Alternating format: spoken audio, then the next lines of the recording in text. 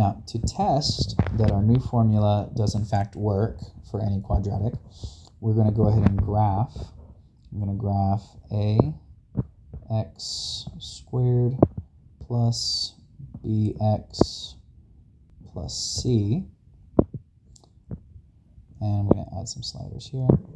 And I'm going to graph my new formula, which is ax plus b over 2a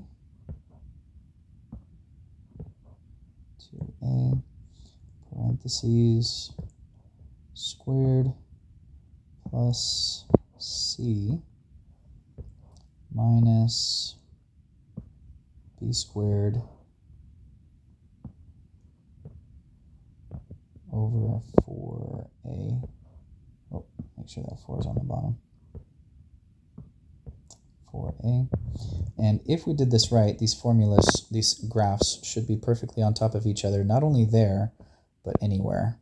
So if I scoot this out, you can actually see that no matter where those graphs are, the blue one is always on top of the red one. So yes, these formulas are in fact equivalent, and now we have a nice formula for rewriting those quadratics in a way that allows us to see horizontal, vertical shift transformations, all that fun stuff.